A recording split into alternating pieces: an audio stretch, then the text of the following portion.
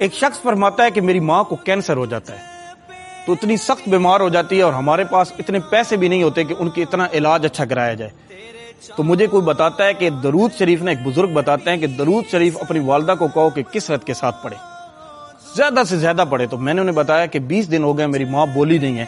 تو انہوں نے کہا کہ انہیں کہیں کہ دل میں پڑھے۔ تو میری ماں نے دل میں پڑھنا شروع کر دیا، تو وہ شخص کہتا ہے کہ میں 10 دن بعد وہ شخص بڑا خوش و خرم ہو کے وہ کہتا ہے کہ میں اس بندے کے پاس جاتا ہوں، بزرگ کے پاس، اور انہیں بتاتا ہوں کہ میرے والدہ ٹھیک ہو گئی ہے۔ جب بھی کوئی بندہ یا بندی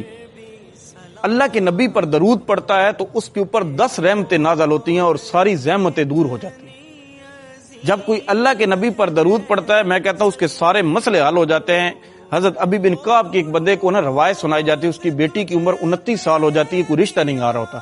تو انہیں کہتے ہیں کہ درود شریف پڑھیں، ساری حاجتیں دور ہو جائے گی۔ انہوں نے کچھ دن ہی درود شریف پڑھا تو ساری حاجتیں دور ہوگی، ان کی بیٹی کا رشتہ آ گیا۔ اللہ تعالیٰ نے ہمیں بڑی چیزیں، آپ کے اندر اگر روزی کے اندر برکت نہیں رہتی یا کمی ہوتی ہے، صحیح وسیع روزی آپ کو نہیں مل رہی ہوتی، تو استغفار کرے، زیادہ سے زیادہ کرے، یقین مانے کہ آپ کے گھر کے سارے حالات بدل جائیں گے۔ آپ اللہ کے نبی پر درود شریف پڑھیں، آپ اپنے گھر کے مسائل دیکھیں گے کیسے حل ہوتے ہیں۔ اللہ کے نبی پر درود شریف پڑھنے والے بزرگوں نے تو کنویں کے اندر، کڑوے کنویں کے اندر جب اپنی لا مبارک پھینکی تو پانی میٹھے ہو گئے۔ حضور کے نام کی تو اتنی برکت ہے، اتنی شان ہے، اتنی عظمت ہے۔ آپ حضور پر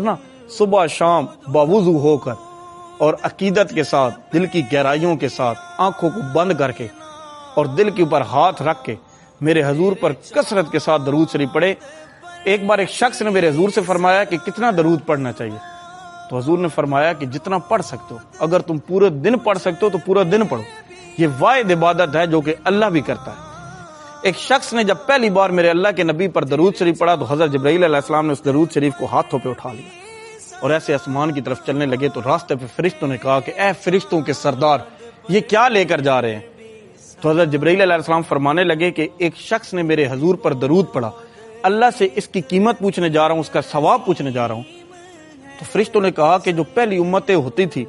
وہ اگر ایک نیکی کرتے تھے تو 1 گنا ثواب ہوتا تھا، میرے حضور کی جب امت آئی تو 1 کے بدلے 10 گنا ہے، آپ 10 گنا لکھ دیں۔ تو حضرت جبرائیل علیہ السلام نے فرمایا کہ اس کا مجھے 1 گنا بھی نہیں پتا کہ کتنا ہے، میں اللہ سے پوچھوں گا۔ آپ اپنے مقام پر رک جاتے ہیں جہاں حضرت جبرائیل علیہ السلام رک جاتے تھے کہ اس سے آگے میرے پر جو ہے وہ جل جائیں گے، تو اللہ فرماتا ہے حضرت جبرائیل علیہ السلام سے، جب حضرت جبرائیل علیہ السلام نے اللہ سے پوچھا کہ اے باری تعالیٰ، ایک شخص نے تیرے نبی پر درود بھیجا، بتا اس کا کیا اجر لکھوں؟ تو میرے اللہ نے فرمایا کہ جاؤ دریا کے اندر غوطہ لگاؤ۔ حضرت جبرائیل علیہ السلام کے اتنے بڑے پر تھے کہ آپ نے قوم لوط کو بھی الٹا دیا تھا،